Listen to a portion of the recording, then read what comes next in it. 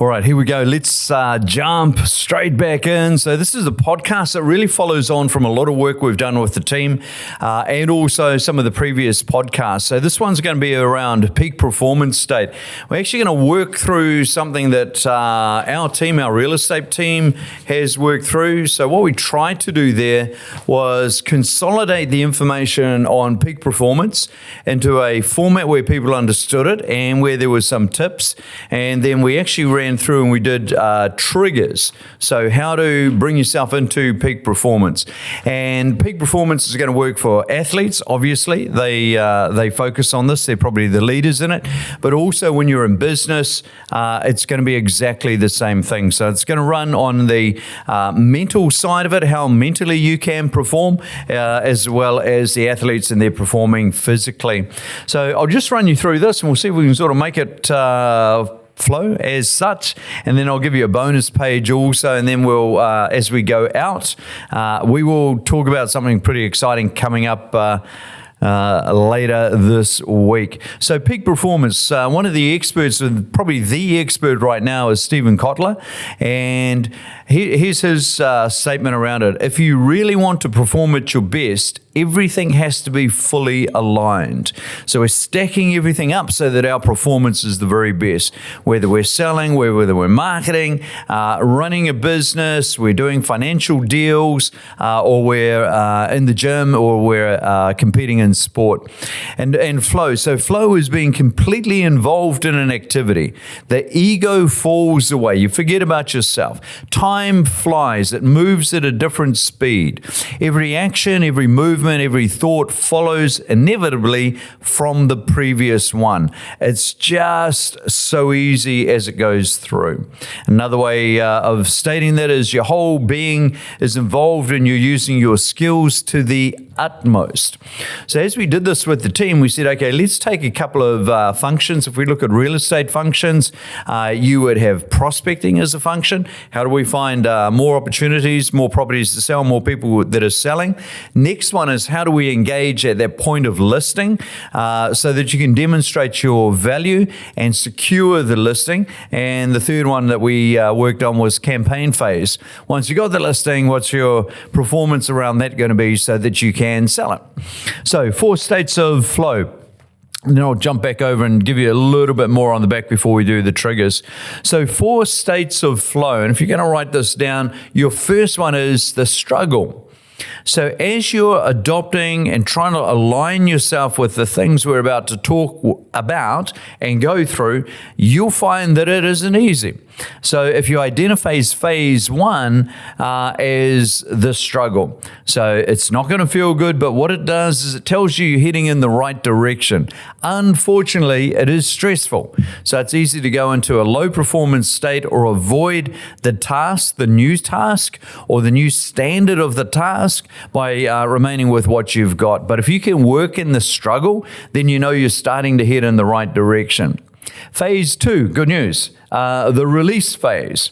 You accept the struggle and the challenge, and the brain goes from conscious to subconscious processing. Things start to be done without you thinking about it.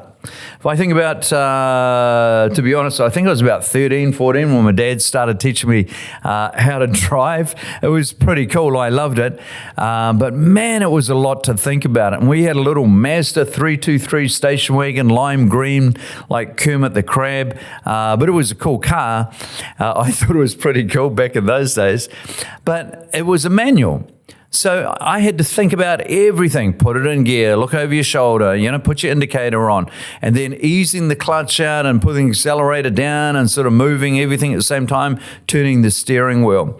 So at the very beginning, that is very, very much conscious, having to think about every move. And if you think about that, if you've learned to drive on a automatic, it's a bit easier. Holly, one of my daughters, learned she bought herself an MG convertible, beautiful little car, really cool, but it was manual. So we had to drive around Koei learning how to drive on this, and everybody's expecting the kids learning with the little L's, learning automatics, and she had the manual, so she stalled it every time we come onto Elm Street. So cars are behind us tooting and adding more pressure. But then, as we all know, at a certain stage, the driving becomes automatic. You actually start doing it without thinking about it. And that's where it's moving from conscious to subconscious. So that's the release phase. Next one is the flow state. Here, when you're in the flow, you're in the zone, your productivity is through the roof. So if you're boxing, you're flowing, your jabs, everything's just humming, you're getting your range right, you're really, really enjoying it, and you're starting to win the challenge. If it's in business, you're finding that it's easy. You're getting really good results on this. People are buying what you're selling as such. Now, in here, you'll also have a heightened awareness. So you have that sixth sense. You can see what's coming, what's around you. You can anticipate what they're going to say without losing concentration on the conversation. So you don't sort of go absent from that. You are listening, but you know sort of where this leads, and you have answers, and you're quite confident with those. And it becomes an effortless performance. So it actually becomes quite easy. When this starts happening, you're in the flow state. So this is actually a point where you're going to achieve really good results on that activity. Now, fourth stage after this is memory consolidation. So here you're rewiring the brain so that it just remembers. So here you've got to remember how it was, how it felt, and now you see new possibilities. So if I just recap on those, I hope you wrote them down, unless you were driving. The struggle, hard, but it tells you you're heading in the right direction. Don't go back. Just push through it. The release phase, now some of it becomes subconscious, takes over. And you know that you've come through the challenge or the struggle, and you're accepting the challenge, and you start to enjoy it more. The flow state, it comes together for you. It becomes easier. Your skill level and your confidence match, and you're able to perform. And then the last one is you're just remembering to anchor into those states. If we use the Tony Robbins, anchor into those states so you can remember for bringing them back up again. Now, I'll jump back on. So for our guys, we sort of worked the outside of the book, then we did triggers in the middle. Let me just give you a little bit more on the outside. Flow is the optimum state of consciousness. We feel our best, we perform our best. So if you're selling something, that's going to give you a pretty good return. If it is when you're prospecting, fantastic. Your prospecting comes together. People go, yeah, give me an appraisal on my property. People say, yeah, come around and have a look. People say, yep, I'm thinking of selling in the next few months. Certainly I'll talk to you. Now, how it feels to be in the flow state, just so that we sort of bring this home. Total absorption in the task or the activity. Nothing else you're conscious of. You're focusing on that entirely. Boxing is another example, just a bit of light sparring, but you cannot take your mind out of the ring. You've got to concentrate. Last week, I don't know why, I don't know what round it was, but I looked over at the time clock to sort of see where we were. Like, I just never do that. And there was something, so I wasn't concentrating fully. I wasn't even gassed. I was just looking over at the time. I think I was going to up the ante at the end and change out the style of what I was doing. But the guy I was boxing with saw that. And after the round goes, he made us, oh, I saw you look at the time. So he was concentrating better than I was. So how it feels, total absorption in the task or activity. So focused, everything else disappears. Your sense of self will vanish. You're not about yourself. Your ego's disappeared, and you're able to perform. Time dilates. It slows down or speeds up. I'll give you an example of that. And then in the zone, all aspects, physical and mental, go through the roof. So again, maybe just on the boxing, almost I feel that I'm looking down. I can see which way this is going to go. I can maneuver them to the left, to the right. And I just know how it's about to roll out. And you're catching the punches, blocking them, ducking them, or just stepping out of the way, and you're able to drop your counters in. I like doing counters. So there we go. Total absorption in the target. Everything else disappears. Your self-sense vanishes. Time dilates. It'll slow down or it'll speed up. And mentally, everything physically and mentally goes through the roof. So the next part we had was just the history of flow. And there's one name in here I'm not even going to try. Albert Heim, 1871, Swiss Alps. This guy is famous for looking at the rocks on the Swiss Alps, working out how they move and what do mountains do. Yep. So that's what he's absolutely famous for. But he did one other thing. He is the first guy that's documented coming up with, I saw my life pass before me, which was he fell off the Swiss Alps.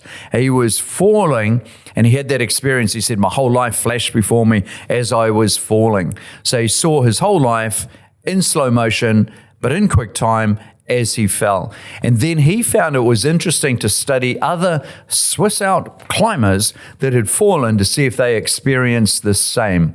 So they suddenly went into a peak performance state, everything fired up, and mentally that's what they saw. So when you hear about I saw my life flash before me, Albert Heim, 1871, first guy to go document that happening.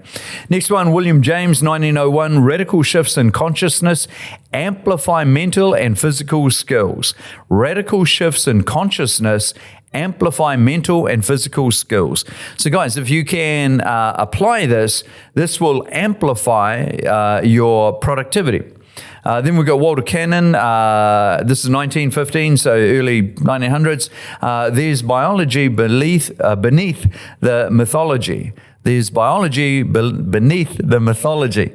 How do I not get that one right when I'm saying it? So just saying that what we thought, there is something physical, biological that is happening underneath that, and that's what we're going through. Next one is Abraham Maslow, which is, he's famous for the hierarchy of needs, but he also looked at flow state. Here's the statement I liked when I looked at this, 1964. All successful people depend on peak experiences. So I watched this years ago and I found that my performance level was like this. It was satisfactory. And then every now and then, it seems to be months apart, there was a spike came up. And whatever my activity there was, almost like a Pareto principle, had a massive improvement on what I was doing. And then I'd go back to running like this, and then bang, I'd get this spike again. And I didn't even think about trying to reduce the frequency between spikes, increase the amount of spikes, or trigger the spikes again. I just went, when they popped out of the blue, I just had this massive idea and then implemented it and things happened. So Maslow would be talking about that. Here's the name I'm not going to talk about. This guy's a European name. It's got more letters than the English alphabet just in his name. And his statement was, flow is universal. Now, and the last one I've got in here is Stephen Kotler. So he's what I would say probably recognized as current world expert on it. And he's written a number of books. The Art of Impossible, Country, as in gnarly, but he goes Country. The Rise of Superman, and the Flow Research Collective is basically his business sitting in there. So author, speaker, and he investigates it. Stephen got his gig going by hanging out with extreme athletes, and they would tempt him into doing some of the activities they were doing, and he would inevitably break something, an arm, a nose, a leg, something. And what he found was, while he was off recovering and then when he came back, massive increases had been made in the performance of the athletes. So if we think about the guys that free climb up rock faces, something that might have taken a day to a whole day to get over, this guy is now doing it in an hour, just shoots up it like a rocket. So he was, what has happened with these guys? So he studied those athletes. He's also the guy that has said all of those principles carry forward into business. Like you can get a 500% increase in your productivity if you apply these principles. And then the last one that we've added on the page here is for optimum, and I've got in brackets mental performance. You need optimum sleep, nutrition, supplementation, and hydration. And again, in brackets, I've added electrolytes in there. So we'll turn to the middle now, and I'm going to keep this pretty simple because I'm not going to roll through these in details. But I'm just going to say that there is 17 triggers. And if you think about me with having that spike, not being conscious of it, being very happy with the result, I should have stopped and thought, hey, how do I make this happen again? So this would be your flow state triggers. The first one is to be intensely focused or have intensely focused attention. No multitasking. It is the one job you're doing. If you're in there sparring, don't look at the time clock. The bell will go. Keep your focus on the person at the other end. Next one, clear goals. What are you doing and why are you doing it? And that will keep you moving forward towards it. I've got a challenge coming up. Fly out for that tonight. So I'll have to be clear about my goals. I want to make it to the top. I do not want to be turned around halfway up with altitude sickness. Next one, immediate feedback. It works well when you get immediate feedback on your performance. If we're salespeople in real estate and we're sitting with a vendor, it's that immediate feedback. We got the job. We're making progress here. It keeps us focused. The challenge skill ratio is about right. It's challenging enough, but you've got the skills in your box to perform, but there is still a challenge sitting in there. Next one, number 5, high consequences. That's where the athletes worked it out. The guy going up the rock face without ropes, live or die. And unfortunately, most of those guys die in the end. You just find out that's the last cliff face that got you. But high consequences, it gets their attention. So business the same. Come back to your goals. Think about what is the reward in this. What is the downside of losing this selling opportunity or this contract that you're going for? Next one, rich environment. Here, if you change out your environment, it gets your attention back into what's going on. Deep embodiment is exactly the same as we've said. Got to be focused entirely in that activity.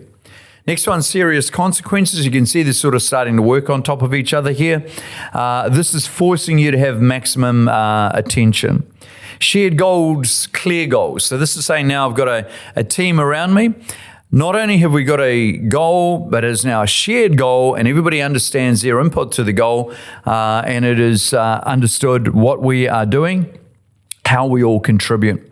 Good communication, constant feedback, deep listening, being familiar. This is really just saying that there is a common language here and a shared understanding. Otherwise, this doesn't come together. Equal participation. If you're in a team, you rely on your team to help you with the teamwork as you go through. Somebody can't be carried by the rest. So now you're creating high-performance teams. Risk. The potential for failure, it has to be something where you're not guaranteed to get it. You may have a problem with it. So that keeps you tuned into what you're doing. Sense of control, and this is your freedom versus your competence and how that sort of meshes together. Close listening, fully engaged. I'll just say that, being fully engaged. Always saying yes. This is one where it's using the mind to be creative. If you know Amazon, I think Disney does the same. I'm pretty sure they do. That if you come up with an idea in the team can't sort of shut it down immediately. They can't go, no, we don't do that here. No, that won't work in our market. No, that doesn't work in Auckland. No, that doesn't work in Rotorua, etc., etc. It's got to be yes and. Yes, okay, and what if? And then you're enhancing the idea. And the last one is creativity. So maybe not what you're thinking, but it starts with saying pattern recognition.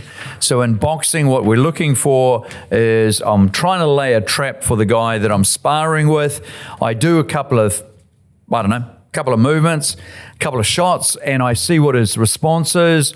Give it a break, do them again, see if he does the same, do it again. If he's always going to do the same thing off the jab, then I know what my counter is going to be, and I'll set him up with that pattern recognition. So there we go. That's most of it. I'm going to just give you the peak state performance bonus page. And this is to get you into that optimum state. We started and we just went sleep, nutrition, exercise, hydration, and supplements. Sleep, real easy. Top performers in sports can be 12 hours a day. So 12 hours a day, and they might do it in 2 breaks. Federer, 2 p.m. nap, called a PRT, personal recovery time. Winston Churchill used to have a nap in the afternoons. A lot of top performers have that little nap to recharge them. Sitting in parent-teacher interviews last week, and beautiful results all the way through, except for one class. Teacher goes, concentration isn't good. And we could see that because the paper that had been handed in had a beautiful drawing on the back and on every page. So not a lot of the work completed, but a lot of drawing had happened. I knew the answer before I asked. I just said, what time's the class? Is it the same time every day? Yep, 2 o'clock. Boom. 2 o'clock is where you have the downtime. 2 o'clock is where your body just goes, boosh, I had enough. You're better off to have a nap and have a break at that stage. Or if you need to push through, it's going to be your fuel. Next one, nutrition. So, sorry, if I do sleep, 6 hours a day is described as sleep deprived. And a lot of people are sleep deprived day after day. So you're in a deficit. 7.5, cool. 8, really, really cool. 7, okay. Anything else or less, not good. You're just making the bullshit up, basically, that you can get through. It will not benefit you. Nutrition. We made it real easy for the team. We just went protein, carbs, fruits, and vegetables. Protein was chicken, mince, eggs, steak, and topping up with protein shake if you're trying to get your 2 grams a day for your body weight, per gram of body weight. Carbs, real easy. Kurma, that's easy for me. Love it. Fruits, yep. And conscious that there's sugar in them. And vegetables, just mixed vegetables. Next one was exercise. I broke this down into weights, cardio, and walking. Weights is to push weight, starting with probably body weight, and then increasing your weight so you get muscle mass sitting in there, and helping with your bone density and obviously your strength. Cardio for me is just managing to say I've managed to break out into a fairly good sweat. My heart is working harder. My lungs are working harder, my VO2, and it controls weight, hopefully. And then walking, I believe that's de-stressing, but it's also your bone density and good weight management. So I think those 3 are needed. I don't believe it's twice a week, 3 times a week. I think it's every day, 60 to 90 minutes. So sorry about that. Hydration, water, 3 to 4 liters a day. Electrolytes, I'll talk about that as I come out of here. And then supplements. So we gave the guys a list. And this is pretty well what I'm doing. So I've got every day magnesium, vitamin D, fish oil, heaps of that. Where they say 1 a day, I take 4 of those. Protein powder, probiotic, B12, zinc, and a multivitamin on top. And then I'm adding also creatine and glutamine. So glutamine helps in the gym. Creatine helps in the gym, but creatine will also help the mental function. So the business side of it now is they're looking at creatine helps your brain spark and communicate within the brain quicker, so you get a better result. So there we go. Feels like that's just been a real push through, but that is peak performance state. We're getting a better understanding of it. We're not experts. We're trying to apply it to real estate and business. If you are interested in that, really happy to talk to you about that, take it a bit deeper. For people in our team that really want to drill down and be part of a buddy system on it, I like that. So there we go. And as I close and get out of here, this is going to be pretty interesting to me because I'll fly out tonight at midnight. Head up to India, then head over to Nepal, hang out in Kathmandu, buy myself a whole lot of trekking gear, and then we're pretty lucky actually. We'll jump on a helicopter and we'll buzz into the Himalayas, Lukla, because right now the flights are having problems. The air traffic control and the government have shut down a lot of flights, so I want to get to the start of the Everest Base Camp walk. So we'll fly up to Lukla, and then from Lukla, it's about 14 days of hiking. That gets us up about 50 miles. It gets us up to about 18,000 feet. Then I'll get a couple of nights at base camp, and there's only, most of the people in base camp are climbers. I'm not a climber. I've never climbed, I've never done technical climbing on a mountain, so I'm not going to be crazy and do that. But then from there, the climbers will go over the ice fall and they'll head up the mountain. Some of the guys doing the trek, that's still a massive accomplishment. 30% of the people trying to get up the trail don't get up there. The altitude kicks you. And everybody that goes up in the guided tours or any of the groups, and we'll have a guide checking our group, just make sure we don't get altitude sickness. If you do, we've all got helicopter insurance. There is no mucking around. They'll send a chopper in, pick you up and fly you back down, get you down altitude as quick as they can. So I've done a lot of altitude training, a lot of physical training and preparation. Now it's just to see what the real deal on the mountain kicks into me. So yeah, 14 days working up. 3 to 4 litres will never cut it. It's going to be 5 to 6, and I'm going to pour electrolytes in there also to make sure I've got massive hydration. I'll probably take Diamox, which reduces the likelihood of altitude sickness because it takes fluid away from your brain, so you don't get the brain swelling that creates the problem, or the water on the lungs which creates the problems. But that means it also gives you dehydration, so pumping that as I go through. If I think about clear goals, I don't want to be in the group of 30% that get hit somewhere on the mountain. So every day I'm going to be conscious. Each day is about 7-8 hours walking, literally going straight up. And I'm going to be conscious of completing that safely, keeping energy in the bank, not gassing out, not ruining the body, because it is day after day after day. So for the people that have done Tongariro Crossing, I'm guessing, and I'll tell you afterwards, I'm guessing it's fairly well that Devil's Staircase bit, and then the climb from the little plateau up to the top where you come over the top and look at the lakes. I'm guessing it's 7 to 8 hours of that for 14 days in a row. And then when you sleep, you can't really sleep that well because you're not breathing terribly well because there's not much oxygen. And when we get to 18,000 feet at base camp, you normally be there for 20 minutes and turn around. I've managed to find an outfit where we can stay 2 nights at base camp in tents up there, and it's snowing up there. It's about -8 right now, so it's going to be pretty cold. And the oxygen levels are there at 10% of what we're breathing now. So it's going to be exciting. So there we go. I'm going to read this on the plane, get my mental state ready so that my physical state follows. So there we go. Wish me well, and next time you see me, I will have done the mountain. Hopefully I made it to the top and back down again. See you, ciao.